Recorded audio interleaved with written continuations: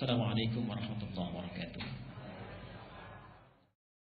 Alhamdulillahi wa kafa. Wassalatu wassalamu ala rasulillahil mustafa wa ala alihi wa sahbihi wa man wafa. Amma ba'd. Faya ibadallah, usi nafsi wa iyyakum bitaqwallahi faqad fazal muttaqun fala tamutunna illa wa antum muslimun. Faqala ta'ala ya ayyuhalladzina amanu taqullaha haqqa tuqatih wa la tamutunna illa wa antum muslimun. Wa qala ya ayyuhan nasu ittaqu rabbakumul ladzi khalaqakum min nafsin wahidah wa khalaqa minha zawjaha wa batha minhuma rijalan katsiran wa nisaa'a wattaqullaha alladzi tasaaluna bihi wal arham innallaha kana 'alaikum raqiba. Bapak dan Ibu sekalian, saudara-saudariku rahimani wa rahimakumullah, semoga Allah senantiasa mencurahkan rahmat-Nya kepada kita semua. Kita bersyukur kepada Allah Subhanahu wa taala, di maghrib ini kita masih diberikan kesempatan oleh Allah di sela-sela aktivitas dunia kita diberikan taufik untuk dapat menunaikan salat maghrib berjamaah langsung di rumah Allah ini. Kita bermohon kepada Allah semoga Allah menerima salat yang telah kita tunaikan beserta rangkaian ibadah yang lainnya sebagai ibadah yang diikhlaskan hanya kepadanya. Bapak dan Ibu sekalian, di maghrib ini kita akan kembali melanjutkan silsilah atau rangkaian bahasan kita mengenai pokok-pokok ilmu tauhid ya. Dan hari ini kita akan teruskan kepada bahasan beriman kepada Alkitab ya, beriman kepada Alkitab. Di pertemuan yang lalu kita telah membahas tentang muqaddimah beriman kepada Alkitab ya. Jadi apa perbedaan antara Al-Qur'an dengan Alkitab ya. Al-Qur'an itu ketika disebutkan Qur'an maka yang dimaksudkan adalah bunyinya, bacaannya ya. Jadi kalau Anda misalnya membaca mushaf kemudian terdengar bunyinya, atau imam tadi misalnya membacakan Quran atau saat sholat kita sendirian dijaharkan terdengar bunyinya, itu Quran yang dimaksudkan ya. Berasal dari kata al-qur'u, bunyi yang terdengar. Kalau sengaja diperdengarkan disebut dengan qiraah. Kalau terus diperdengarkan seakan-akan tidak pernah berhenti, maka kalimatnya dirubah menjadi Qur'anun ya. Di Al-Quran, kenapa disebut dengan Al-Quran? Ingin memberikan kesan kepada kita bahwa kitab ini diantara kemu'ajizatannya adalah satu-satunya kitab yang terus dibacakan, diperdengarkan tanpa pernah berhenti ya. Sudah 15 abad di zaman Nabi kurang lebih sampai dengan sekarang terus dibacakan ya. Ini diantara kemu'ajizatan Al-Quran. Kalau buatan manusia itu pasti selesai ya. Bapak ibu yang datang sekarang itu belum tentu mau baca Quran minggu lalu, baca Quran 3 hari lalu, itu belum tentu mau dibaca ya. Al-Quran sudah 15 abad, sekarang masih dibaca. Dan subhanallah, tidak ada orang bosan untuk tidak membacanya. Jadi nggak ada orang bosan ya. Itulah sebabnya kenapa disebut dengan Al-Quran. Nah, Quran isinya sangat sistematis ya. Dari Al-Fatihah sampai dengan An-Nas ya. Tidak ada yang cacat, hurufnya tidak ada yang hilang, harakatnya tidak berganti ya. Bahkan subhanallah, kemudian saat dituliskan pun susunannya tidak ada yang pernah berubah dari awal mulai dihimpun sampai dengan sekarang kita dapati. Nah, susunan Quran yang sistematis ini ya, terurut rapi, kemudian melahirkan pesan-pesan kebaikan bagi kita secara sistematis, itu disebut dengan Alkitab ya, kitab. Jadi susunannya yang sistematis, yang bisa kita analisis, bisa dibaca, bisa dipegang, bisa dibulak-balik, itulah Alkitab ya. Bunyi yang diperdengarkannya disebut dengan Al-Quran ya. Itu bahasan kita di pertemuan yang lalu ya. Hari ini kita akan ambil inti pembahasannya, yaitu tentang bagaimana kita memahami tentang beriman kepada Alkitab atau Al-Quran ini. Ketika Al-Quran dan Rasulullah SAW menuntut kita untuk meningkatkan iman kita dengan yakin betul kepada kandungan kitab, bagaimana cara kita meresponnya ya. Ini materi kita yang akan kita bahas pada kesempatan kali ini. InsyaAllah saya akan sedikit perlambat ya, karena kita akan sudah masuk pada sisi bahasan terpentingnya. Silahkan dicatat dulu dalilnya. Alhamdulillah. Jadi InsyaAllah manhaj kita dalam setiap pertemuan ya, kita tidak akan langsung membahas, tapi mengeluarkan dulu dalil-dalil keutamaannya dalam Al-Quran, kemudian dalam hadis Nabi-nya ya. Dari dua uraian ini baru kemudian kita menyampaikan kandungan atau pesan yang terdapat dalam Al-Quran dan hadisnya ya. Jadi kadang-kadang ada orang yang mohon maaf ya, menyampaikan uraian sudah panjang-panjang tapi tidak ada dalilnya ya. Atau misalnya ketentuannya tidak ada dalam Quran dan Sunnah. Nah, itu juga kadang-kadang agak sulit ya untuk kita bisa aplikasikan dalam kehidupan. Saya seringkali temukan ada orang misalnya menyampaikan uraian, ceramah dan sebagainya, lalu di ujung pangkalnya baru mencari dalil ya. Dan persoalan kadang-kadang muncul tidak sedikit yang disampaikan itu hadis dhaif bahkan palsu kalau terkait dengan hadis, ya. Misal kita pernah dengar seorang ceramah, ya, menyampaikan hadis yang sering kita dengar, ini populer, makan saat lapar, berhenti sebelum kenyang, ya. Pernah dengar hadis itu? Ya. Berapa jam diuraikan, kemudian berdalil dengan hadis, padahal hadisnya hadis palsu, ya. Bahkan kata para ulama hadis sedikit bercanda, ya, saking palsunya di kitab hadis palsu pun nggak ada. Saking palsunya, ya. Di kitab hadis palsu pun tidak ada, ya. Karena itu dari cerita asalnya, ya. Jadi buku cerita dikarang oleh Imam Jalaluddin As-Suyuti, punya kitab namanya Ar-Rahmah fi Tibbi wal Hikmah, ya. Antum bisa baca nanti di sana dari halaman 19 sampai halaman 25. Di situ ada kisahnya, ya, tentang seorang raja dengan 4 orang dokter, ya. Jadi kita akan mulai, silahkan dicatat dalilnya dulu. Ya. 1. Quran surah Al-Alaq. Quran surah Al-Alaq, wahyu pertama turun ayat 1 turun sampai 5, tapi kita beristidlal atau berdalil dengan ayat pertama saja. Sudah? Baik. Kedua, teruskan. 2. Alhamdulillah. Quran surah Al-Muzammil. Al-Muzammil ayat 20. Ayat 20. Baik. Teruskan. 3. Quran surah Al-Ankabut. Al-Ankabut surah 29 ayat 45. Ayat 45. Baik. Selanjutnya Quran surah Al-Qamar. Al-Qamar surah 54, ya. Ayatnya agak banyak. Ayat 17, ayat 17, ayat 22, ayat 32, dan ayat 40. Saya coba tuliskan sebagian besarnya supaya tidak hilang dalam ingatan kita.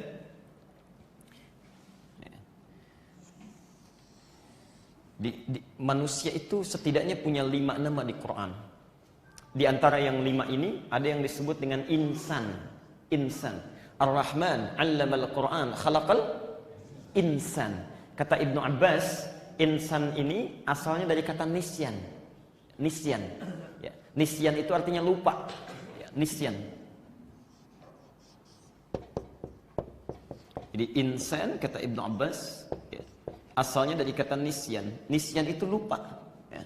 Nah, kata dasar nisyan ini, akar katanya berasal dari kata nasya. Nasya.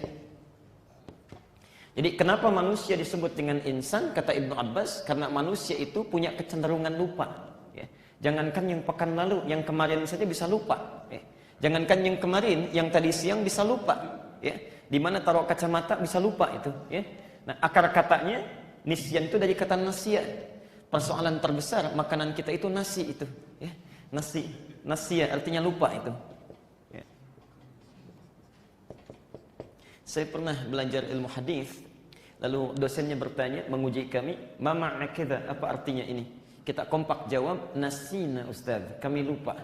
Maka direspon oleh ustaz kami, "Akaltum nasi katsiran fanasitum." Kalian kebanyakan makan nasi makanya lupa ini. Ya. Nasi, ya. Baik. Catat dalilnya. Yang tadi sudah sebagian dicatatkan. 1 Quran surah Al-Alaq ayat pertama.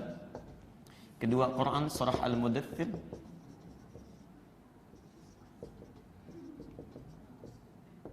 ayat 20. Kemudian yang ketiga Quran surah Al-Ankabut ayat 45, lalu Quran surah Al-Qamar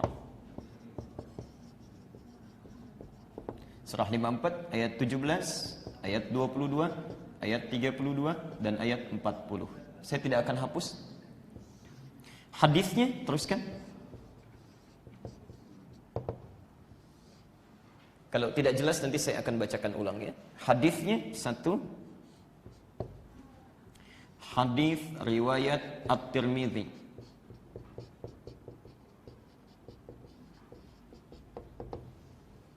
Ini agak banyak. Nomor hadis 2910, 2915, 2920. Baik. Yang kedua, hadis riwayat Muslim. Saya nanti bacakan ulang. Nomor hadis 2700. Pelan-pelan kita catat dulu dalilnya ya. Satu, hadis riwayat At-Tirmidzi, bukan Tirmidzi tapi At-Tirmidzi. Ini imam besar. 2910, 2915 dan 2920.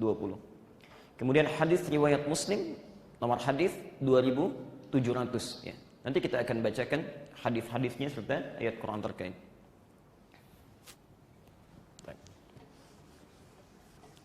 Bismillahirrahmanirrahim. Bapak Ibu sekalian, kita akan mulai sekarang bahasannya. Kalau kita runtutkan dari pokok rukun iman, seperti pernah diterangkan, Allah menuntut kita satu, untuk tidak sekedar mengatakan saya muslim beriman, tapi mesti kenal siapa Allah. Oke. Kita sudah bahas ini. Fa'lam annahu la ilaha illallah. Tidak cukup mengucapkan la ilaha illallah, tapi mesti punya ilmu untuk menetapkan bahwa tiada Tuhan selain Allah itu. Ya. Kita harus tahu sisi ketuhanan Allah, supaya punya argumentasi yang kuat. Kalau ditanya siapa Tuhan kami? Allah. Bagaimana sifatnya? Ini sifatnya. Kenapa tidak pilih Tuhan lain? Ini alasannya. Ya. Ini telah kita uraikan. Pembahasan tentang Allah ini, aspek ketuhanannya disebut dengan uluhiyah ya, dalam kitab-kitab klasik. Yang kedua juga tentang perawatannya, perhatiannya terhadap makhluk. Ya. Allah merawat kita saat sakit, memberikan rezeki, memberikan hidayah, memberikan taufik. Perhatian Allah kepada makhluk itu disebut dengan rububiyah. Kita telah bahas ini juga. Ya. Kemudian yang ketiga, ya, hadirnya Allah dalam mengiringi aktivitas kita. Yang kalau dipanggil kita sebut namanya. Ya. Kita tahu sifatnya. Ya. Maaf, sedang punya kesulitan, kita sebut namanya Al-Fattah. Ya. Kemudian kita misalnya ingin butuh rezeki, kita sebut namanya Ar-Razzaq. Setiap kita beraktivitas, kita selalu diawasi, merasa diawasi oleh Allah. Ya. Itu tauhidnya disebut dengan tauhid al-asma was sifat. Ya. Kita sudah bahas ini. Lalu untuk memudahkan Allah memberikan perhatian dan rahmatnya kepada kita, diciptakan khusus malaikat ya, yang tugas-tugasnya terkait dengan kebutuhan kita di muka bumi. Nah, sekarang kalau kita bertanya, dari mana ya Allah saya menemukan tentang keterangan sifat-sifatmu ini, rahmatmu, kasih sayangmu, plus tugas-tugas malaikat itu dengan segala kesempurnaannya, maka diturunkan Alkitab untuk menerangkannya. Jelas di sini? Oke. Jadi kalau Anda ingin ketahui tentang Allah, belajar tentang sifat ketuhanannya, rahmatnya, perhatiannya, plus keutamaan para malaikat, maka temukan dalam Alkitab. Karena itu iman kepada Alkitab itu diurutkan pada yang ketiga. Ya. Atau Al-Quran. Lalu kita bertanya, bagaimana cara beriman kepada Alkitab ini? Ya, supaya saya bisa membacanya dengan baik, mengetahui informasi-informasinya ya, tentang dua hal di atas ini, serta segala yang diperintahkan oleh Allah dan segala yang dilarang oleh Allah Subhanahu wa taala. Maka para ulama kemudian mengeluarkan keutamaan-keutamaan yang terkait dengan Alkitab ini dan interaksi terkait dengan Al-Quran ini, maka disusunlah tiga aspek utama, tiga jenis interaksi kita dengan Alkitab atau Al-Quran. Jadi seseorang dikatakan beriman kepada Alkitab atau Al-Quran, tahapannya memiliki tiga tahapan ini. Satu, ada yang disebut dengan qiraah. Qiraah. Sebelum saya lanjutkan, saya mohon pada Bapak Ibu untuk memperhatikan urutan rukun iman itu. Ya, karena ini akan semuanya bersambung satu sama lain. Ya. Saya beri contoh cepat misalnya. Ya. Kalau kita sudah tahu dalilnya, bagaimana mempraktekannya? Tidak sembarangan. Ada misalnya Allah nyuruh sholat, kita mau sholat. Bagaimana sholat yang betul? Ya, bagaimana Nabi menerangkannya? Karena itu nanti yang keempat, iman kepada Rasul. Ya, letaknya di situ. Jadi setelah kita paham isi Alkitab, prakteknya seperti Nabi menuntun kita. Jadi ada urutannya itu ya. Jadi catat betul ini, karena saya tidak akan ulang lagi. Satu qiraah, pelan-pelan. Saya tulis dengan bahasa Latinnya. Yang kedua tilawah. Kita sering dengan tilawatul Quran. Tilawah. Dan yang ketiga tahfidz, ya. Alhamdulillah. Tahfidz. Nanti kita terangkan, kita bahas istilahnya, kemudian kita terangkan.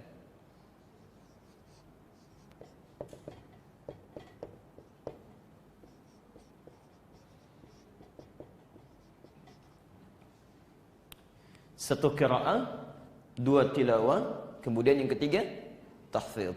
Dan nanti kita akan ukur diri kita kira-kira berada di tahapan yang mana sampai dengan maghrib ini, ya. Dan di situ kita bisa mengukur iman kita. Jelas ya? Baik. Pertama, qiraah. Supaya kita tahu isi kandungan Alkitab ini, mengetahui informasi tentang Allah, malaikat dan segala ketentuannya, maka kunci pembukanya disebut dengan qiraah, sederhananya membaca.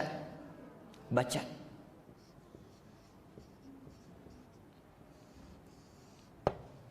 Pelan-pelan sebentar. Bapak kalau ingin tahu isi buku, apa yang dilakukan? Baca. Ya.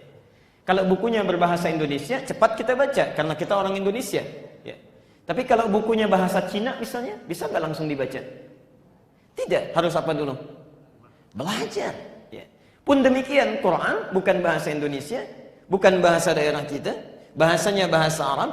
Maka setiap orang yang ingin membaca Al-Quran, dia khususkan, dibuatkan satu ilmu khusus supaya dengan ilmu itu benar cara dia membacanya, baik bacaannya. Ilmu untuk membaca ini disebut dengan tajwid. Pelan-pelan ya. Tajwid. Satu. Saya boleh hapus dulu yang atas? Ya, saya hapus sebentar ya. Pelan-pelan. Perhatikan sini. Qiraah itu artinya sekedar membaca tanpa dituntut untuk memahami. Sekedar membaca tanpa dituntut untuk memahami. Jadi kita baca saja, mau paham mau tidak itu terserah. Ya. Mau mengerti atau tidak itu pilihan masing-masing. Jadi qiraah itu tingkat tahapan yang pertama, yang penting bisa baca. Ya. Jelas sampai sini?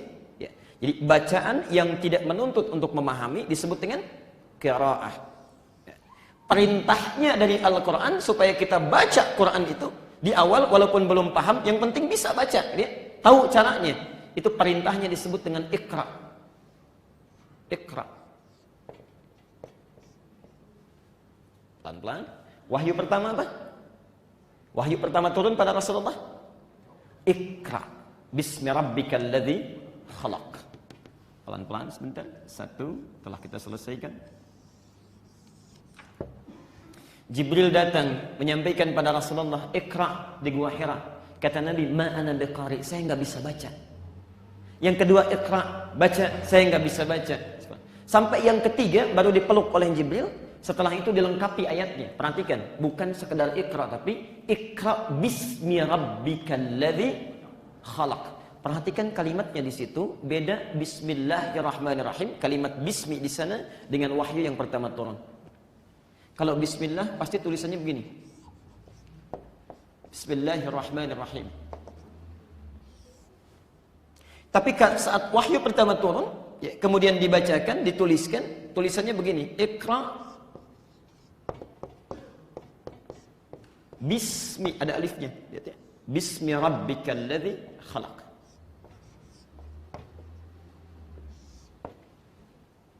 Ya, perhatikan betul ya, di sini kita harus jeli melihat bahasa Al-Qur'an atau tulisannya. Di sini tidak menggunakan alif, di sini menggunakan alif. Ya. Di sini tidak menggunakan alif, di sini menggunakan alif, ya. Kalau kita sekedar belajar ilmu nahwu saja atau gramatikal bahasa Arab, orang Arab menyebutnya kathratul isti'mal karena banyak digunakan. Karena itu nggak usah pakai alif lagi. Tapi dalam ilmu pendalaman bahasa ini ada pendalamannya. Ketika Nabi diminta untuk baca, kalimatnya belum disempurnakan. Muhammad baca, kata Jibril. Saya nggak bisa baca. 2 kali baca, saya nggak bisa baca. 3 kali baca, saya nggak bisa baca. Lalu ketika disempurnakan ayatnya, tidak sekedar iqra, tapi Bismi rabbikal ladzi khalaq. Muhammad, baca jangan karena engkau nggak bisa baca. Jangan karena merasa tidak pernah ada guru yang mengajarkan. Lakukan itu karena Allah, ikuti saja bacaannya. Ya. Allah mudah menjadikan engkau bisa mengikuti bacaan. Ya. Menciptakan kamu saja begitu mudah, apalagi menjadikan engkau bisa mengikuti bacaan. Subhanallah, ketika itu dilakukan karena Allah, yang tadinya susah, panjang, sulit, dilakukan karena Allah, tiba-tiba bisa menjadi mudah mengikuti bacaannya. Ya. Sampai saking mudahnya, lisannya cepat-cepat itu, ingin cepat dihafalkan. Ya. Al-Qiyamah ayat 18-20 itu, la tuharnik bihi lisanaka lita'jana bih. Muhammad, jangan cepat-cepat diucapkan itu supaya engkau cepat menghafalnya. Ya. Jadi saking semangatnya jadi cepat akhirnya. Ya. Inna alaina jam'ahu wa qur'anah. Jangan khawatir, bagi orang yang meniatkan sesuatu karena Allah, Quran itu sudah kami tanamkan dan kumpulkan di jiwa kamu itu. Fa idza qara'nahu fattabi' qur'anah. Cukup kalau sudah dibacakan, ikuti saja bacaannya. Jadi ini ada pesan yang dalam kepada kita. Kalau bapak ibu ingin melakukan sesuatu, adik-adik yang ingin belajar dan sebagainya, pernah mengalami satu kesulitan, lakukan karena Allah. Jadi segala yang dilakukan karena Allah itu nanti akan diurai kesulitan-kesulitan yang kita hadapi itu. Bapak jangan cuma sekedar kerja itu kerja untuk mencari dunia, Pak ya. Lakukan karena Allah. Ya. Ibu misalnya merawat rumah tangga karena Allah. Anak-anak yang belajar karena Allah. Itu segala kesulitan yang akan didapatkan sepanjang apapun itu akan diurai oleh Allah. Itu sudah janji Allah. Ya. Quran surah 65 At-Talaq ayat kedua itu. Wa may yattaqillaha yaj'al lahu makhraja. Siapa yang meningkatkan takwanya kepada Allah, diurai kesulitannya. Apa yang dia dapati itu. Jadi ini poin yang pertama. Jadi tingkat pertama, ketika kita ingin mengetahui isi kandungan Alkitab, maka harus tahu dulu bagaimana cara membacanya. Disebut dengan qiraah, tapi tidak menuntut kita untuk memahaminya. Nah, ilmu untuk memahami bacaan ini atau bisa membaca ini disebut dengan apa? Tajwid. Tolong garis bawahi betul. Saya tidak akan lompat dulu supaya kita perdalam pemahamannya. Tajwid itu punya 3 makna. 3 makna. 1, bacaan yang baik. Kedua, benar. Oke. Ingat, sesuatu yang baik belum tentu benar. Minum baik tidak? Baik, tapi minum punya minuman orang lain, nah itu tidak benar. Oke? 3, indah. Indah itu bukan bagus suara ya, tapi nanti seiring dengan aturan-aturan tajwid ya. Dari sisi bacaannya, madnya, makhrajnya, sifat hurufnya dan sebagainya. Jadi bacaan yang baik, benar dan indah. Jadi ketika antum belajar ilmu tajwid, itu sebetulnya mesti dituntun bacaan kita mesti baik. Ya. Benar. Kemudian indah itu sesuai dengan hukumnya. Nah, maaf sebesar-besarnya, saya seringkali temukan di masa kini, ya, sekali lagi mohon maaf, orang belajar ilmu tajwid, tapi masih membutuhkan tahsin. Tahsin itu dulu nggak ada. Ya. Dulu nggak ada ilmu tahsin. Ya. Apa artinya tahsin? Tahsin itu perbaikan. Tahsin itu, sering dengar ilmu tahsin? Ya, tahsin. Artinya perbaikan. Kalau diartikan tahsin itu perbaikan, artinya selama ini belajar kita itu keliru. Karena itu mesti diperbaiki. Yang benar, seharusnya benar, tiba-tiba salah bacaannya. Tidak baik bacaannya. Karena itu muncul ilmu tahsin. Kenapa? Karena kecenderungan orang belajar bahasa Quran itu, atau belajar baca Quran itu, tidak tuntas dalam belajarnya. Karena itulah mesti diperbaiki kembali. Asalnya tidak ada ilmu tahsin. Karena itu saya sarankan, kalau kita bisa belajar dengan benar, kenapa mesti belajar dengan salah? Ya. Saya lihat kita punya program itu ya, untuk bacaan tajwid, dan subhanallah imamnya imam baik ya, di Al-Azhar Ustaz Khairil itu. Jadi saya mohon belajarlah dengan sempurna, dengan baik, supaya tidak muncul nanti ilmu tahsin lagi ya. Tidak ada urutan-urutannya ini. Jelas sampai sini? Pelan-pelan dulu. Saya teruskan dulu, nanti kita akan bahas dalilnya ya. 2, ada yang disebut dengan tilawah. Tilawah. Ini tingkat lebih tinggi lagi. Kalau sudah bisa baca Quran dengan baik, dengan benar, indah sesuai dengan hukum, maka naik tahapannya yang kedua, tilawah. Tilawah itu memiliki 3 arti. 1, membaca, baca pelan-pelan. Yang kedua, memahami apa yang dibaca, paham, bukan sekedar baca saja. Baca, memahami apa yang dibaca, paham. Kemudian yang ketiga, perhatikan, mengamalkan apa yang telah dipahami itu, ya, sesuai dengan kemampuan. Amal. Tilawah itu adalah membaca, kemudian memahami apa yang dibaca itu, ya. Dan yang terakhir, mengamalkan apa yang telah dipahami itu sesuai dengan kemampuan. Jelas sampai di sini? Baik.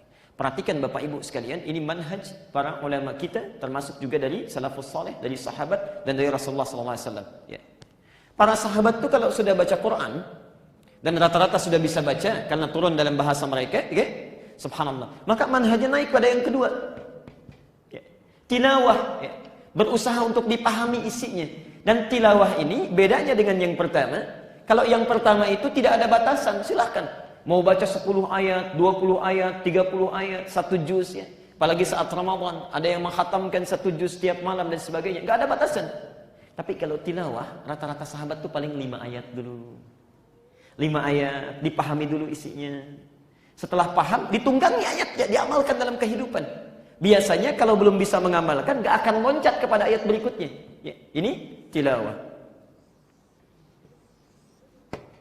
Buka Al-Ankabut ayat 45.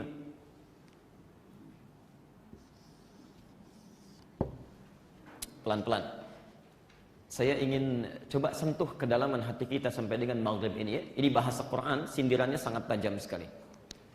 Kita sudah pernah bahas ini dengan singkat. Bapak Ibu sekalian, saat awal wahyu turun itu kan bahasanya Iqra, ya. Iqra, Iqra, Iqra. Setelah agak banyak turunnya, agak lengkap, Rasulullah terbiasa memahami, ya. Maka mulai berubah kalimatnya dari Iqra menjadi utlu, tilawah. Pelan-pelan. Lihat sini. Kalau qiraah tadi perintahnya Iqra, kalau tilawah perintahnya utlu. Utlu.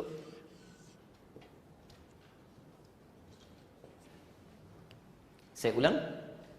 Kalau qiraah perintahnya Iqra, kalau tilawah perintahnya utlu. Ada ayatnya, utlu ma uhya ilaika minal kitab wa aqimis shalah. Ada ayatnya?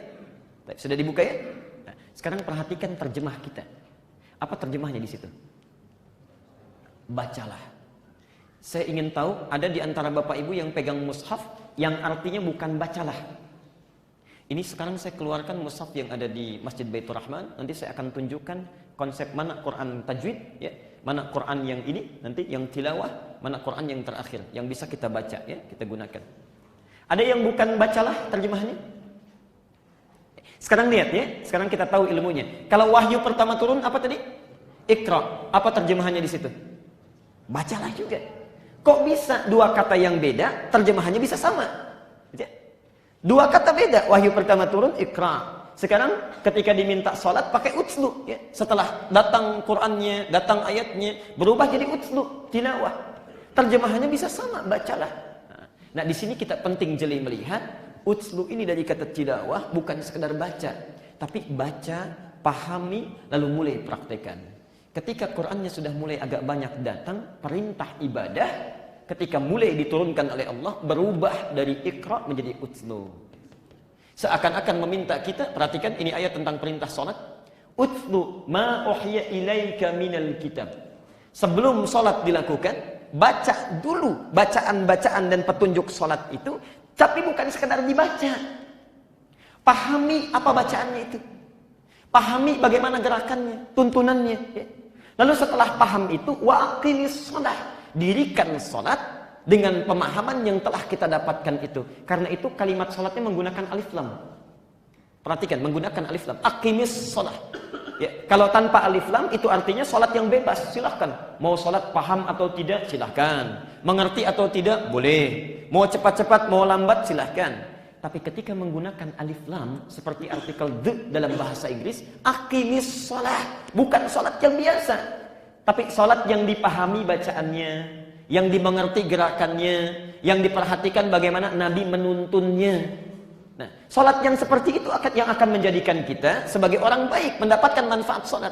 Innas salata, salat yang dipahami dan dimengerti bacaan dan gerakannya itulah yang tanha 'anil fahsya'i wal munkar, mencegah kita berbuat fahsya dan munkar. Ya. Sekarang yuk kita cek, sampai dengan maghrib ini kita telah salat sunnah juga tadi, yang rawatibnya, berapa persen bacaan salat yang telah kita pahami? Berapa persen itu? Jangan-jangan sudah ribuan kali salat, ruku kita nggak paham bacaan ruku, sujud kita tidak mengerti, duduk di antara dua sujud padahal sedang berdoa itu meminta 7 sampai 8 kebaikan, tapi karena nggak paham kita biasa aja, tidak ada getaran dalam hati, padahal doanya luar biasa. Ya. Saat berdiri Allah sedang menunggu apa yang mau diminta, hadisnya qudsi dari Abu Hurairah. Ya. Saat ruku juga hadisnya kuat, sahih di situ. Saat sujud dari Ibnu Abbas banyak. Ya. Sebelum salam diajarkan sampai 12 doa, tapi karena kita nggak paham, tidak ada resapan dalam hati. Ini yang jadi persoalan. Itulah tilawah. Nah, inilah keindahan bahasa Al-Quran, karena datang dari Allah, bukan dari kita. Wahyu pertama turun, kenapa menggunakan ikra bukan utslu?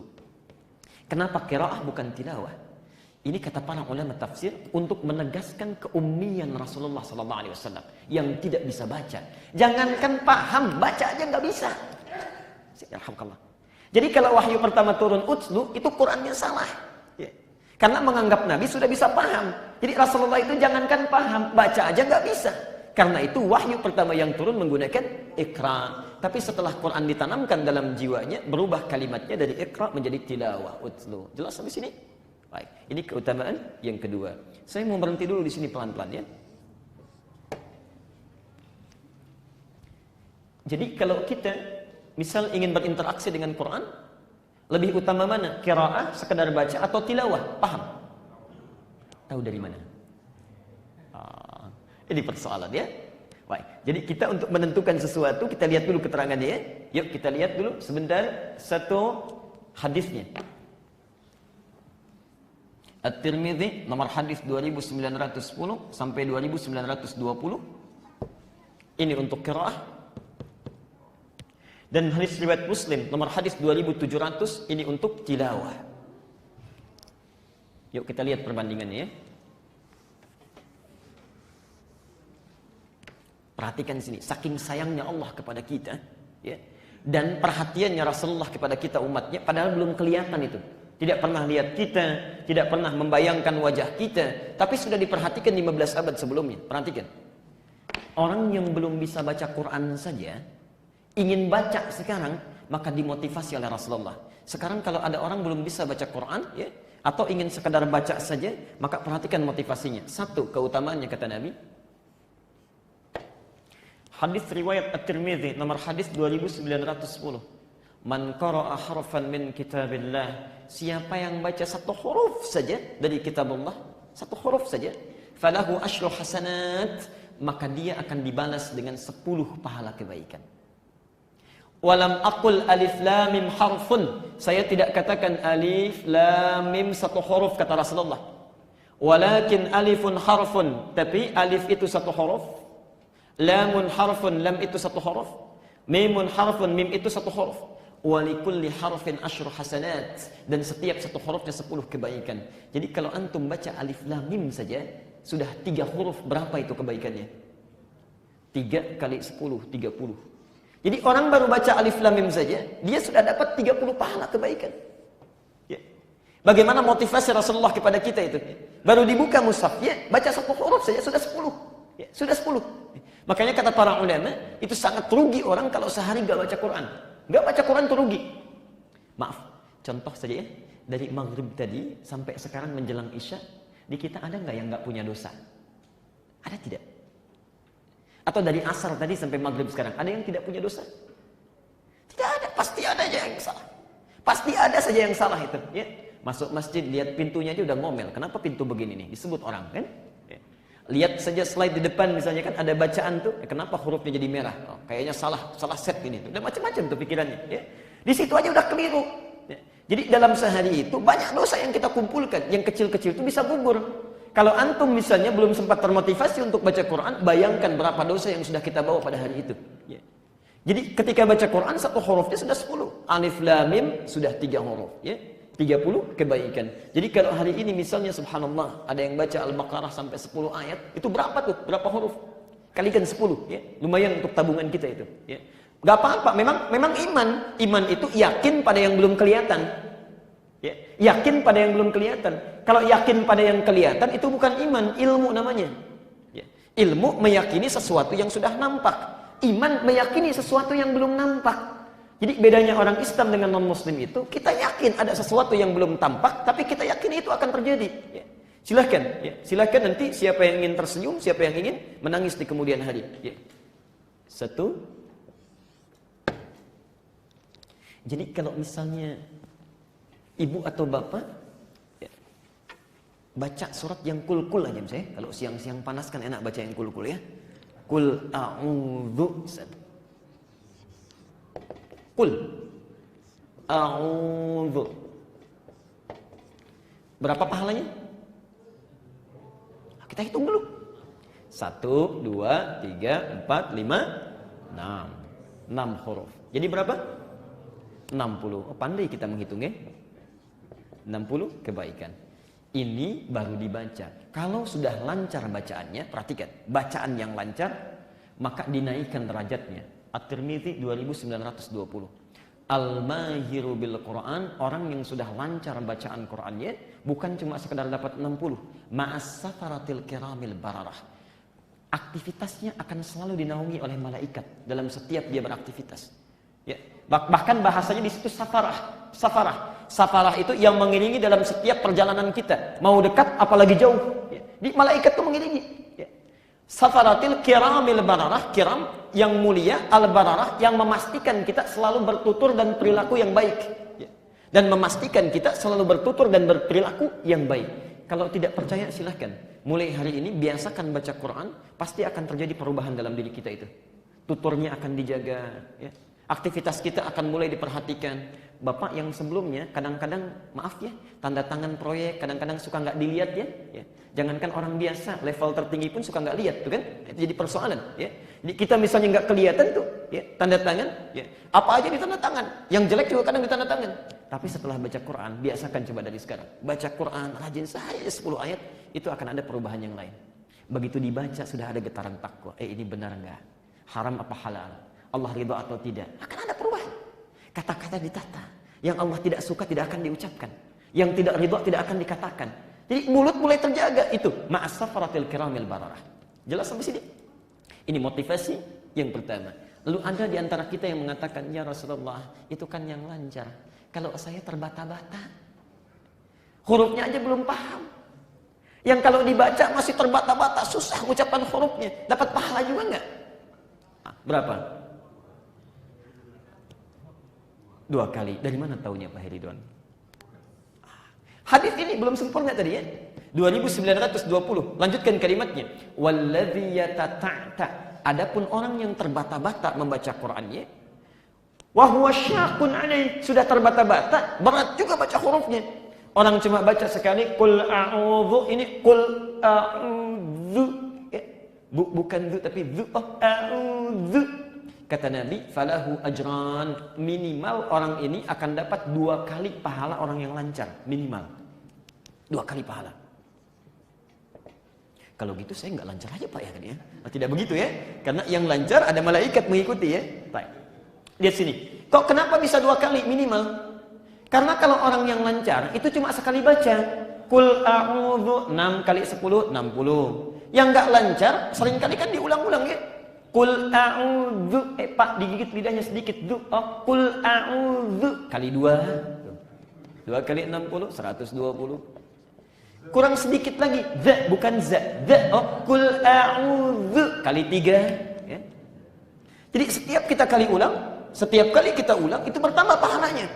Bertambah. 4 kali dapat 4 kali kebaikan. Karena itulah Bapak Ibu sekalian, ada rumus dari para ulama, kalau ingin semangat kita belajar berinteraksi dengan Quran, sebelum baca keluarkan dulu dalilnya, hadisnya. Lalu catat itu, tempelkan di depan mushaf kita. 1 huruf 10 kebaikan, gak lancar minimal 2 kali. itu disebut dengan konsep wa'dun. Wa'dun, ya, memotivasi diri dengan menampilkan keutamaan ibadah. Itu beda itu. Begitu malas baca Quran, lihat mushaf aja 10 kebaikan, dibuka itu mushafnya, ya. Jadi ada dorongan. Tapi kalau misalnya ibu nggak pernah tahu hadis ini, nggak kita keluarkan, nggak kita catat, tidak kita tempelkan, jangankan untuk baca Quran, diajarin pun susah. Ustadznya sudah datang ke rumah, kemudian akan mengajarkan, baru ta'awud. A'udzubillah, bu-nya digigit, zu. Nah, besok udah bicara tuh sama bapak. Ya. Ustadznya terlalu ketat, Pak, ganti aja sama yang lain. Salah. Ya. Nah. Saya mau teruskan sebentar. Tajwid. Oke. Mushafnya pun itu ada khusus untuk di masa kini, ya. Dan pasti perlu ada guru itu. Tapi ingin saya tunjukkan mushafnya dulu sebentar. Ada sekitar 3 jenis mushaf yang ada di Indonesia, saya amati, ya. Yang pertama, ada yang dari Madinah atau umumnya Saudi, alhamdulillah, ya. Ada yang dicetak dari mushaf Madinah yang standar, ya. Ada yang cetakan untuk mengikut pada Masjidil Haram di wakaf, ya. Yang kedua ada dari Syria, ya. Syria. Dan yang ketiga, mushaf lokal yang dari Kudus. Mushaf lokal yang dari Kudus. Kalau sudah masuk waktu Isya, mohon diberikan isyaratnya. Nanti kita berhenti dulu, kemudian ba'da Isya kita teruskan. Nah, Bapak Ibu sekalian, penting saya sampaikan, dan di Indonesia itu tambah yang keempat, mushaf tajwid dengan menggunakan, kalau tidak warna, isyarat-isyarat. Ya. Pernah antum punya mushaf yang ada warnanya? Ya, di bawahnya itu warna hijau menunjuk A, warna kuning menunjuk B, dan sebagainya. Nah, Bapak Ibu sekalian, mohon dibedakan, termasuk di Baitur Rahman ini saya temukan, mushaf itu nanti ada 3 jenis. Ya, umumnya, satu mushaf ini tajwid, yang kedua nanti mushaf tilawah, nanti saya tunjukkan, ya, kita bahas ini dulu, dan yang ketiga itu mushaf tahfidz, ya, yang ketiga tahfidz. Jadi ada mushaf tajwid, tafsir, dan tahfidz. Untuk mushaf tajwid, ternyata yang paling bagus itu bukan mushaf luar, ya, bukan mushaf Madinah, bukan mushaf Libanon, Syria misalnya, ya, tapi mushaf lokal dari kita, ya. Biasanya mengikuti sistem kudus, ya. Tapi bukan yang berwarna, ya. Berwarna juga boleh, saya tidak melarang. Tapi sebetulnya mushaf lokal itu lebih mempercepat kita untuk mudah dan cepat bisa baca Qur'annya. Contoh, Al-Baqarah ayat keempat. وَالَّذِينَ يُؤْمِنُونَ بِمَا أُنْزِلَ إِلَيْكَ وَمَا أُنْزِلَ مِنْ قَبْلِكَ وَبِالْآخِرَةِ هُمْ يُوقِنُونَ. Perhatikan, kalau kita buka mushaf luar, itu tulisan akhiratnya begini. Akhirati hum yuqinun. Wabil akhirati hum yuqinun. Ini seperti ini tulisannya. Lihat harakat fathahnya di atas. Kalau tulisan seperti ini, biasanya harakat fathah demikian yang terlentang, dibacanya panjang atau pendek? Baca ini. Baca ini. Pendek, tidak panjang. Pendek dibacanya, ya. Cuma orang Arab, kenapa mereka menggunakan harakat seperti ini, tidak menggunakan harakat yang panjang di atasnya? Karena mereka udah biasa baca, biasa dengar. Jadi mushaf itu cuma sekedar penguat saja, karena dulunya pun nggak ada harakatnya. Tapi mushaf lokal, terutama cetakan dari Kudus, ya, dan nanti ada beberapa penerbit yang mengikutinya, itu nanti akan mengajarkan kita dengan harakat yang berubah. Ya. Sudah Isya, Pak Asep? Sudah, baru di situ, ya. Lihat sini.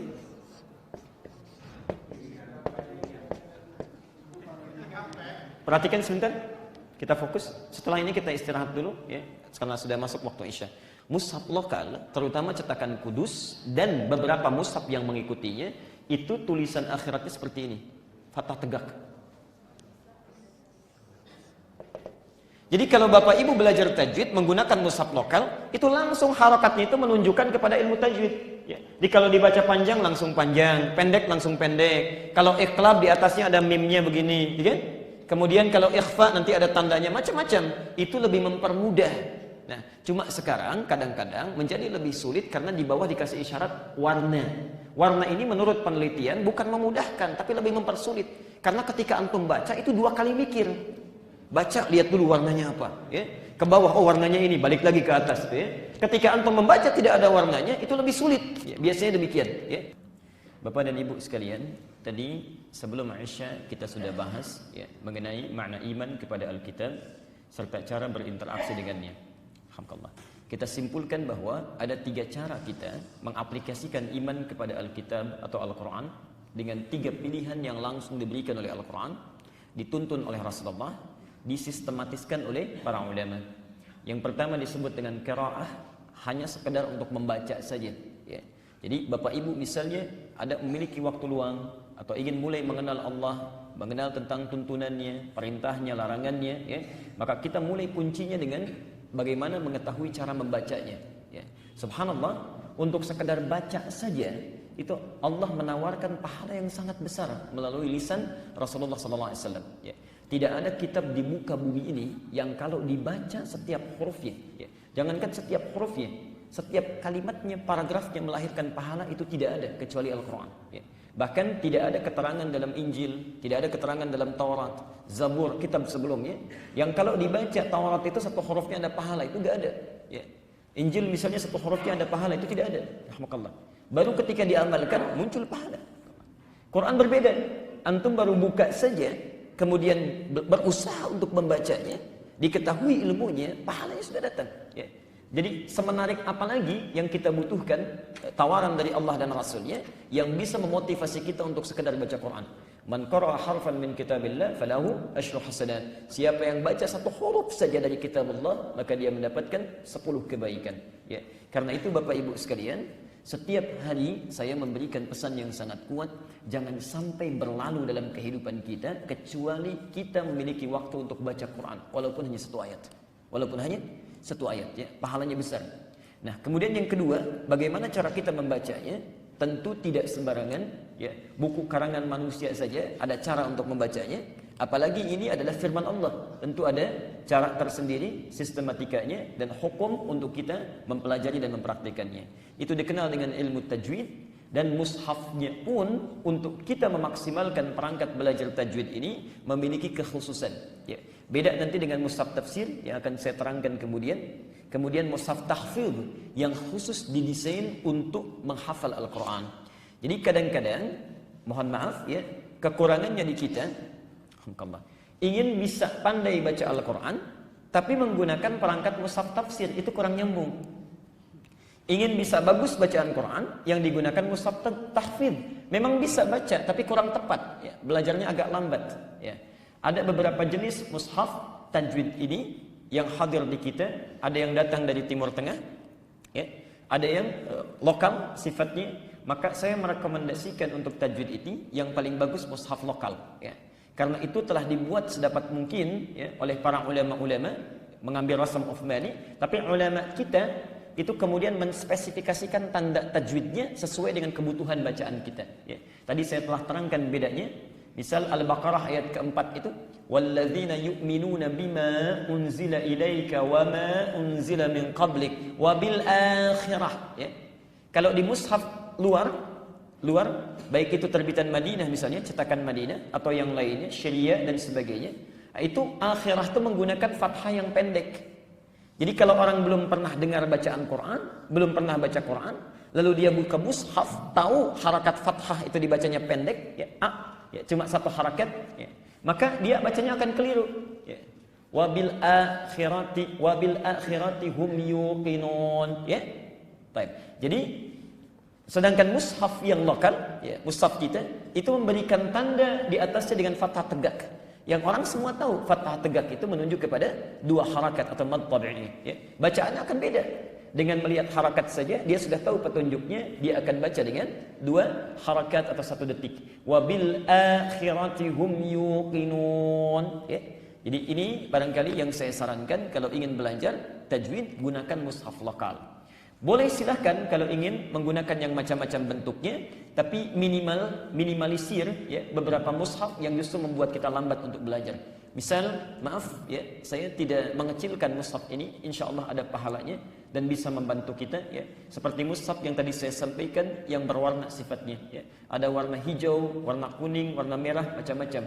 Tapi kata para pakar tajwid di Quran itu sebaiknya lebih diutamakan mushaf yang tidak berwarna. Seperti alasan yang tadi saya sampaikan supaya tidak membuat kita dua kali berpikir untuk belajar Al-Quran. Ya. Saya telah cek yang ada di kita di masjid ini khususnya. Ini diantara contoh mushaf tajwid yang ada di sini. Ya. Ini terbitan Semarang. Saya keluarkan tadi sebelum maghrib untuk mengecek beberapa mushaf yang ada di sini. Ini mushaf tajwid. Ya. Jadi kalau bapak yang di sini ya, atau ahli Kemang atau penduduk Kemang ya, ingin membaca Quran dengan baik, maka yang digunakan yang ini lebih bagus. Ya. Ini ada 3 yang saya dapati. Ya. Ada 2 sifatnya wakaf, 1 sifatnya ada di masjid saja. Yang ini wakaf dari orang Saudi. Tapi bagus orang ini, subhanallah, menurut saya sangat paham ini ilmu Quran. Wakaf dari luar, tapi minta dicetak di sini. Ya. Wakafnya dari luar, tapi minta dicetak di sini. Ya. Karena itu hukum-hukum tajwidnya yang ada di mushaf ini itu mengikuti hukum yang tertulis di lokal kita. Ya. Maaf, tidak ada Quran lokal, tidak ada Quran internasional. Jangan dipahami begitu ya. Jadi ini kemudahan saja dalam membaca Al-Quran. Zaman Nabi nggak ada itu tanda-tanda harokat pun nggak ada. Ya. Harokat nggak ada, tanda wakaf nggak ada, karena bacaan sudah biasa semua dengar. Ya. Jelas sampai di sini? Baik. Selesai ini untuk pembahasan kita qiraat. Ya. Sisa waktu ingin saya sempurnakan dulu untuk bagian kedua, tilawah. Tadi saya buka pertanyaan, utama mana membaca biasa dengan memahami bacaannya, tilawah. Ya. Ternyata Bapak dan Ibu sekalian, tilawah itu, kalau kita sudah bisa membaca dengan baik Al-Quran, qiraat, tilawah itu lebih utama dibandingkan dengan qiraat. Ya. Setidaknya dari 2 sisi atau 2 alasan. Yang pertama, orang yang membaca Quran dengan tilawah sambil memahami maknanya, itu sudah mencakup dengan qiraah. Di pahala qiraah dia sudah dapat. Ya. Contoh, maaf, antum ingin baca misalnya, dzalikal kitabu la raiba fi. Dzalikal kitabu la raiba fi. Misal, kalimat ini saja. Hudal lil muttaqin misalnya. Kan tidak mungkin kita memahami artinya kalau enggak baca Qur'annya. Jadi ketika Anda mempraktekkan tilawah, itu sudah mencakup qiraah. Di pahala qiraah pun sudah kita dapatkan. Ya. Setiap hurufnya dapat 10 kebaikan. Ini plus nilai yang pertama. Jadi kalau qiraah cuma dapat pahala baca saja, tilawah pertama dapat pahala dengan membacanya sama dengan qiraah. Dan yang kedua ini yang paling luar biasa, dapat pahala khusus dengan mengkaji dan memahaminya. Ya. Mengkaji dan memahaminya. Nah, pahala yang kedua ini saya agak pelankan, terkait dengan mengkaji dan memahami, pahala yang kedua itu pun dibagi kepada 2 bagian lagi. Dibagi kepada 2 bagian lagi. Nanti kita sebutkan hadisnya. Jadi keutamaan tilawah itu, 1 mendapatkan pahala qiraah. Setiap dibaca Qur'annya 1 hurufnya 10 kebaikan, seperti yang pertama tadi ya. Pahala qiraah. Dan yang kedua, perhatikan hadisnya. Setiap kali kita baca, pahami ayatnya. Ya.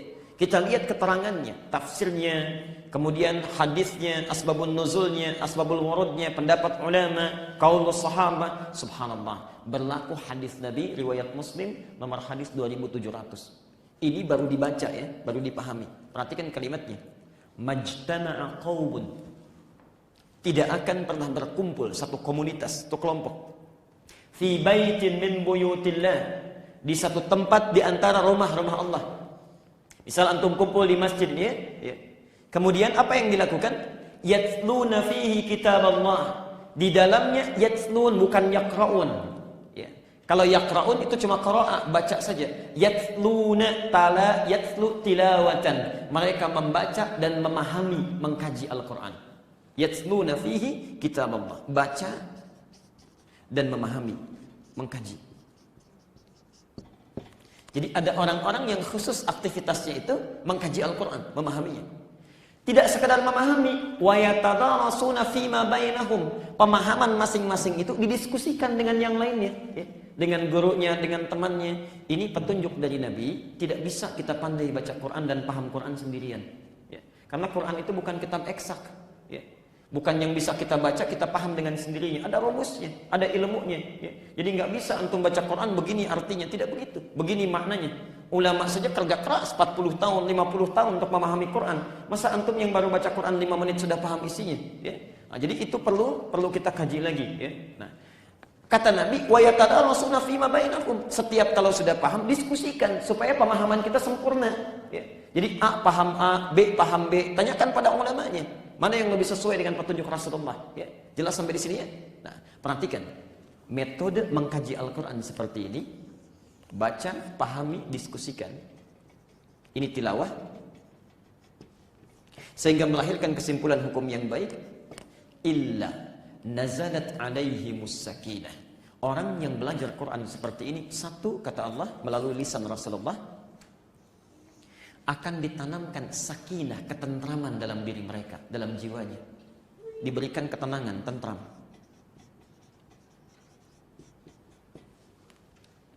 Antum baca Quran biasa pun hati kita sudah tentram, walaupun tidak dengan tilawah. Ya. Coba deh ya, Bapak Ibu misalnya sedang gelisah, buka mushafnya, ya. Baca Quran, itu insya Allah ada ketenangan. Minimal saat itu, begitu ditutup Qurannya gelisah lagi, mungkin. Ya. Ya. Jadi ada minimal ada ketenangan. Tapi tilawah itu bahasa hadisnya ditanamkan ketenangan itu. Selesai kita baca, kita bawa pulang pun masih tenang hati kita. Itu tilawah Quran. Dan ini tolong pesan saya. Bahasa ketenangannya dengan sakinah. Sakinah. Tidak disebutkan sakinah kecuali bagi orang yang sedang punya persoalan hidup, terutama di rumah tangga. Ya. Jadi ketenangan yang lahir setelah ada masalah itu sakinah namanya. Ketenangan yang lahir dari zikir itu tumakninah namanya. Beda di Quran. Ya.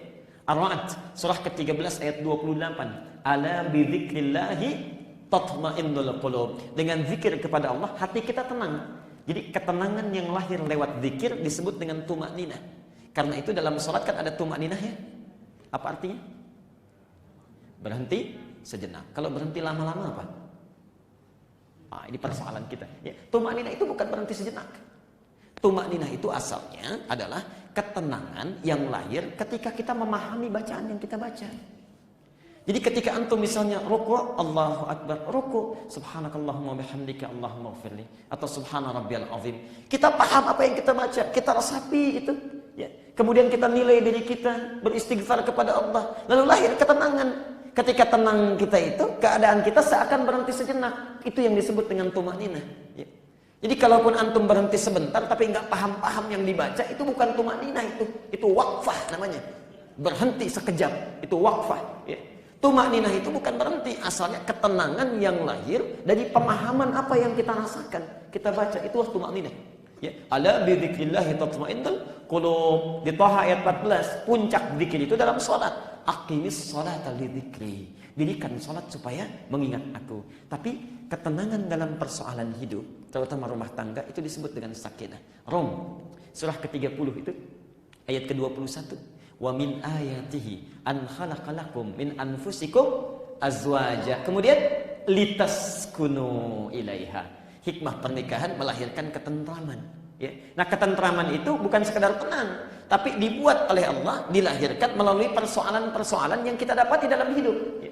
Jadi berbahagialah antum kalau sedang punya masalah di rumah tangga itu, ya. Semakin besar artinya Allah ingin menanamkan ketenangan lebih dalam lagi dalam kehidupan kita. Jelas sampai sini? Di antara caranya, Pak, Ibu, kalau sedang punya masalah misal di rumah tangga, duduk, menghadap ke arah kiblat, buka Qurannya, ya, baca oleh kita. Pahami itu ayat-ayat pernikahan. Kan bisa diurutkan ya. Dari mulai mahar An-Nisa ayat keempat itu, gitu kan? Ayat ketiganya lewat aja, Bu, ya. Biasanya Ibu nggak suka itu An-Nisa ayat 3, ya. Ayat 4 dibaca, ya. Lalu misalnya suami marah-marah terus, ayat 19-nya baca, ya. Bapak juga begitu, Ibu kok susah diaturnya, ayat 34-nya baca. Jadi istri di kamar 1 ayat 19, bapak di kamar lain ayat 34 itu, ya. Itu sambil merenung satu-satu. Itu sakinah. Yang kedua, wa ghasyiyatuhumur rahmah, ya. Diberikan, diliputi oleh rahmat. Ya. Kalau ini khusus tadi tentram dalam persoalan khususnya rumah tangga. Yang kedua diberikan rahmat, dan sifatnya bukan sekadar diberi, diliputi. Ghasyiyat itu menutupi. Ghasyiyat, ya. Ada ghata, ada ghasyiyat, ya. Kalau ghata itu tutup yang kencang, ya. Makanya ini ada, saya tadi temukan aqua, ya. Ini ada tutupnya di atas, disebut dengan ghita, ya. Tutup yang kencang, keras. Tapi kalau lembut, enak, dia tutupnya kayak selimut, enak menutupi, itu disebut dengan ghasyah atau ghasyah. Jadi saat antum mengkaji Quran itu, dipahami maknanya, Allah turunkan rahmatnya dengan lembut, menutupi kita. Saya sudah pernah sampaikan di pertemuan lalu, rahmat itu satu di antara tiga. Yang pertama, kalau tidak berarti ampunan Allah pada dosa-dosa yang telah bergelimang yang kita sudah perbuat. Quran surah 39 Az-Zumar ayat 53. Qul ya ibadiyalladzina asrafu ala anfusihim, katakan Muhammad pada hambaku yang banyak berbuat dosa bergelimang itu, la taqnatu min rahmatillah, jangan putus asa dari rahmat Allah. Jadi artinya seakan-akan kalau ibu bapak baca Quran itu Allah sedang tunggu, ada enggak yang mau minta ampunan dari dosanya? Ya, ditahu itu. Yang kedua adalah solusi dari persoalan yang sedang dihadapi. Al-Baqarah 155 sampai 157. Saya tidak bosan-bosan mengingatkan, kata Al-Quran, setiap orang hidup pasti diuji dengan masalah. Walanabluwannakum bisyai', ya, minal khauf, ada yang sedang gelisah. Ini wajah-wajah kelihatannya tenang-tenang, barangkali hatinya gelisah itu, ya, bisa begitu, ya. Wa naqsim minal amwal wal anfus wath thamarat, ya. Sebelumnya ju' ada yang lapar, ya, minal khaufi wal ju' wa naqsim minal amwal, ya, omset lagi turun. Wal anfus yang sakit sampai meninggal dunia, wath thamarat adalah hilangnya hasil kerja keras. Kita yang nanam modal, kerja dengan keras, keringat keluar, yang nikmati orang lain hasilnya. Ada yang begitu. Ya. Wabasyiris sabirin, berikan kabar gembira pada orang yang sabar saat diuji dengan musibah. Alladzina idza asabathum qalu inna lillahi wa inna ilaihi raji'un. Yaitu saat ditimpa musibah dia yakin ini sudah ketentuan Allah, pasti ada solusinya. Saat sabar itulah ulaika alaihim salawat. Dipuji orang-orang ini bir rabbihim wa rahmah. Wa ulaika humul muhtadun, diberikan rahmat oleh Allah, ditenangkan hatinya, lalu dibimbing mendapatkan solusi kebaikan. Jadi saat antum baca ayat-ayat Quran itu tilawah, Allah berikan jalan keluar. Dan yang terakhir, rahmat itu pemberian dunia atau akhirat yang tidak terbatas. Pemberian dunia disebut dengan Rahman, di akhirat disebut dengan Rahim. Alhamdulillah. Ya. Dari sini, kalau kita baca Quran dengan metode tilawah, itu ada kesan di hadis ini, bacalah tematik sesuai dengan kebutuhan kita. Misal, maaf Pak ya, Bapak kan suka bekerja tuh di perusahaan, ya, aktivitas macam-macam, ada yang bisnis. Kenapa sih nggak pernah dikeluarkan ayat-ayat Quran yang terkait dengan bimbingan bekerja? Bimbingan bisnis dalam Quran kan banyak itu. Cara mencari Al-Baqarah 168, untuk khusus orang Islam Al-Baqarah 172. Kalau datang ingin cepat dan banyak hasilnya. Jadi bisnis itu di Quran dibagi tiga, ya. Ada cepat tapi sedikit hasilnya, lambat tapi banyak. Nah, dua dulu, pilih mana? Cepat tapi sedikit atau lambat tapi banyak? Nggak ada yang ketiga dulu. Nah, pengennya yang ketiga kan? Cepat tapi banyak, ada itu. Al-A'raf 96. Jadi antum bekerja, jangan tinggalkan ibadah. Ya. Lau anna ahlal qura amanu wattaqau la fatahna 'alaihim barakatin minas sama'i wal ardh. Kalaulah penduduk negeri itu beriman dan bertakwa, jadi sambil kerja ada panggilan salat, salat. Begitu keluar kewajiban zakat, zakat jangan tunda. Ya. Itu Allah bukakan bukan sekedar keran bumi, keran langit dimudahkan. Karena orang ada yang cuma kerja di bumi saja.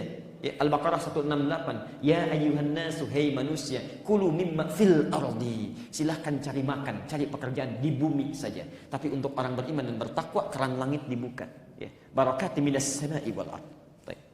Yuk keluarkan. Adik-adik yang sedang belajar, keluarkan ayat belajar itu di Quran. Ya. Al-Mujadalah, Quran surah 58 ayat 11, itu motivasi pertama. Yarfa'illahu alladhina amanu minkum walladhina utul ilma darajat. Allah akan angkat derajat orang beriman dan yang punya ilmu. Ayo, sebanyak-banyaknya belajar. Bagaimana cara belajarnya? At-Taubah 122. Jangan cuma sekedar datang, mendengar, transfer ilmu. Harus paham.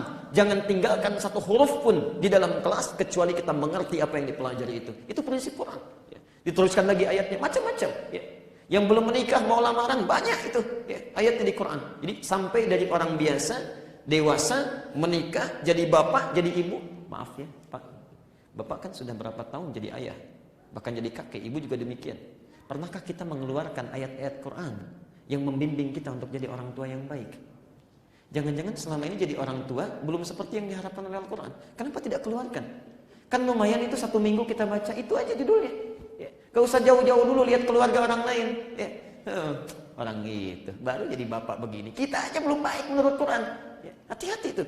Keluarkan seminggu baca ini. Ya, itu insya Allah ini turun. Kalau ini dilakukan yang ketiga, Wa haffathumul malaikah. Malaikat akan berebut meliputi kita. Begitu berdoa mereka mengaminkan.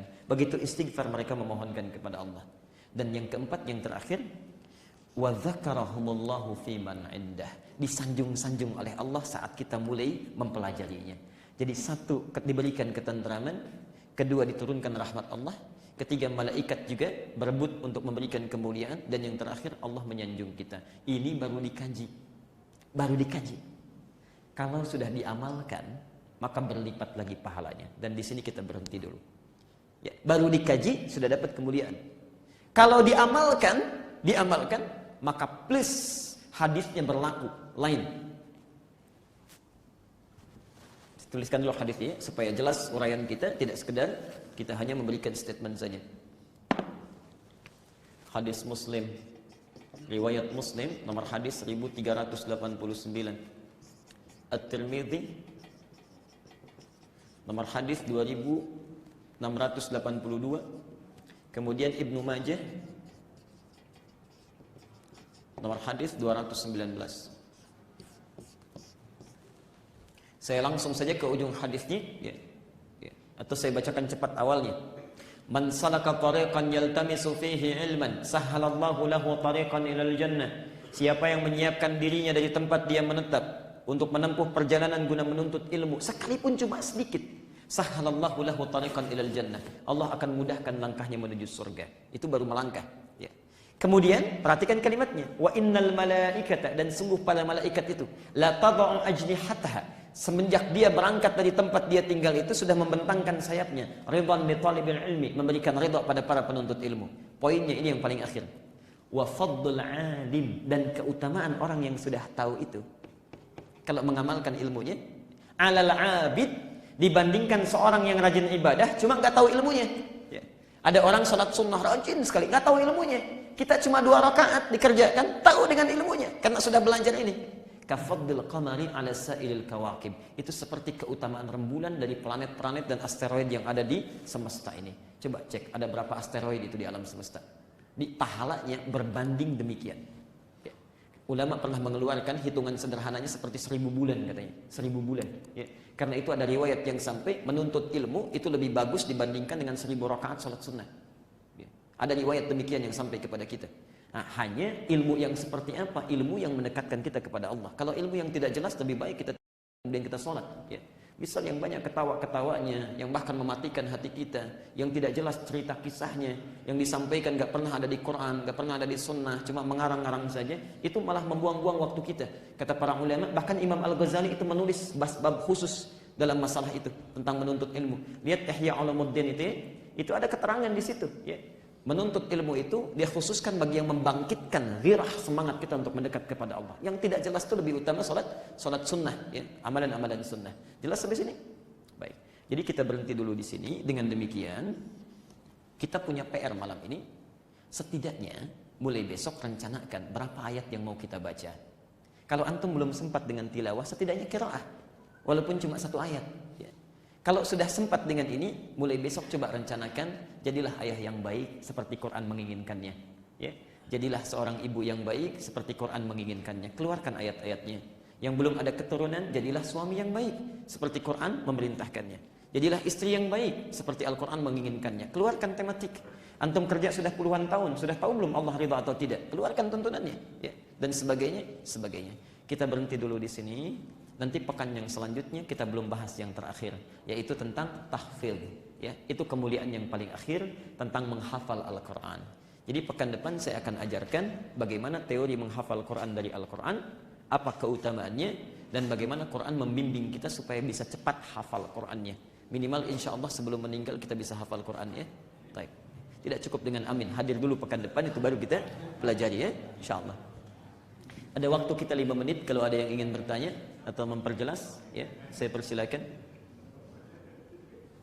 Alhamdulillah, sudah jelas semua? Atau tidak jelas semuanya?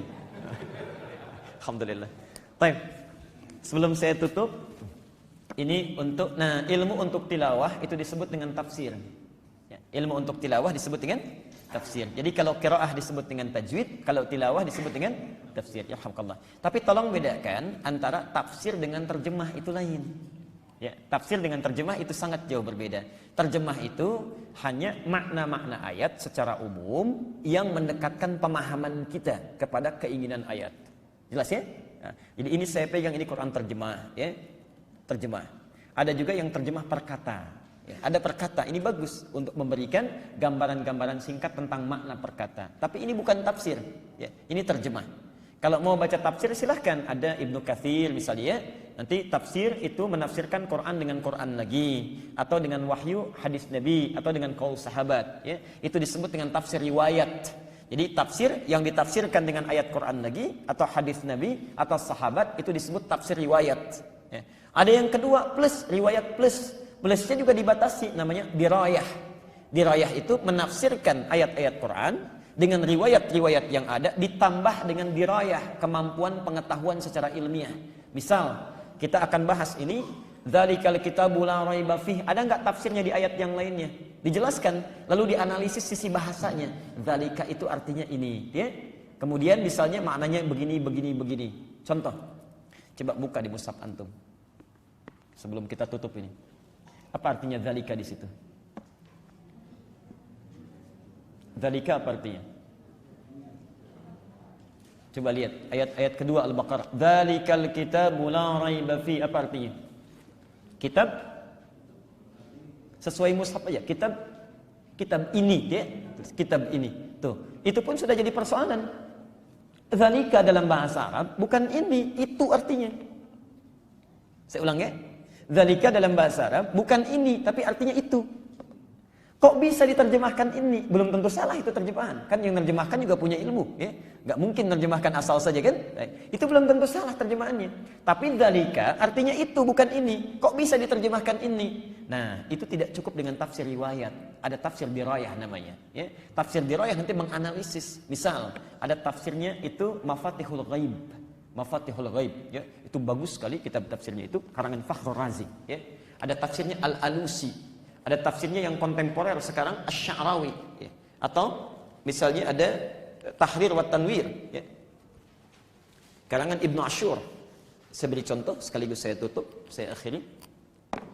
Perhatikan cara menafsirkan Quran dengan metode tambah dengan dirayah. Dzalika. Orang ahli bahasa itu setelah menafsirkan dengan riwayat, kemudian dia akan luruskan dan didetilkan. Ini kependekan dari hadza, dza. Ya, asalnya hadza. Hadza itu asalnya memang dza. Ha ini harfu tanbih untuk menarik perhatian. Ya. Jadi kalau antum temukan ha, misal di Quran ya ayyuha, ya, ya terulang 361 kali, ayyuha 150 kali. Ada ya haknya di situ. Ya, ya ayyuhalladzina amanu, alladzina 1080 kali dalam Al-Quran. Haknya itu untuk menarik perhatian, hak. Ya. Untuk minta perhatian. Dza artinya ini. Dza-nya yang ini menunjuk kepada yang dekat. Li lam ya, harfun yadullu 'alal bu'di. Huruf menunjuk kepada yang jauh. Lam jauh. Ka harful khitab menunjuk kepada objek yang diajak bicara. Ya. Jadi dulu itu ketika Quran turun, orang-orang Quraisy itu menuduh Nabi. Ini bukan karya, bukan Tuhan turun dari Allah ini karyanya Muhammad. Muhammad tukang sihir, Muhammad penyair, ini karyanya Muhammad, ini rekayasa Muhammad saja. Sudah meragukan sekaligus nuduh. Nah, meragukan sekaligus nuduh itu dalam bahasa Arab raib namanya. Raibun.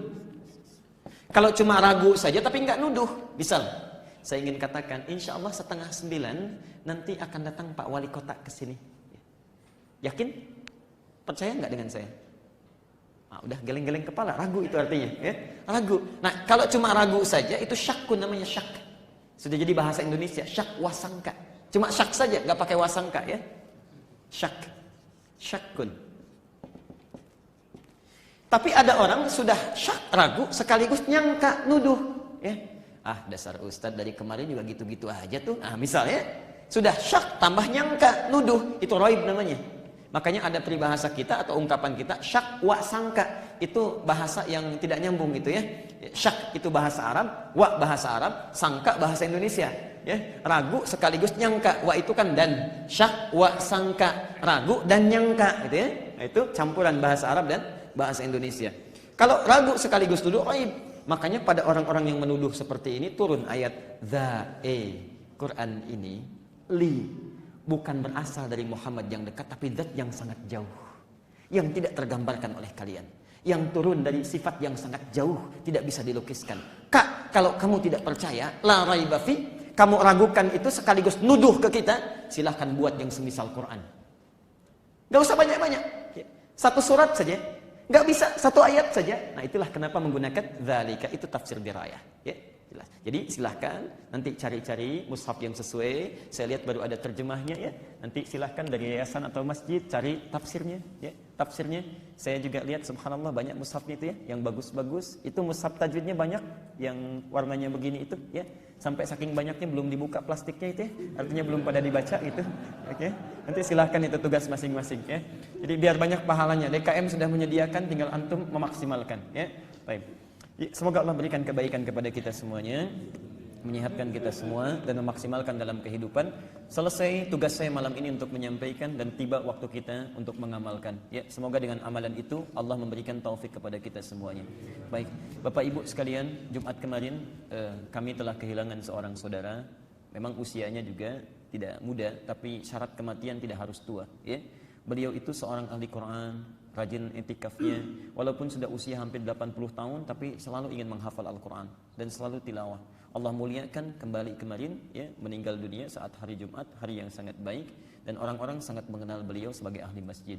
Yang ingin saya sampaikan, boleh jadi beliau diambil lebih dulu oleh Allah untuk memberikan pesan kepada kita karena bekalnya sudah cukup, Qurannya sudah ada. Nah, saya antum semua dihidupkan sampai malam ini karena Allah barangkali melihat kita memiliki bekal yang belum cukup untuk pulang. Karena itu kalau sudah tahu puluhan tahun yang lalu atau kemarin tersia-siakan waktu kita, seharusnya yang sisa ini jangan disia-siakan lagi ya. Jadi mendekatlah kepada Allah, perbaiki diri kita, setidaknya kita berada dalam keadaan yang lebih baik dibandingkan hari-hari yang berlalu. Kita akhiri dengan doa kifaratul majlis bersama-sama. Subhanakallahumma wa bihamdika asyhadu an la ilaha illa anta astaghfiruka wa atubu ilaik. Wa akhiru da'wana alhamdulillahirabbil alamin. Wal 'afwu minkum. Assalamualaikum warahmatullahi wabarakatuh.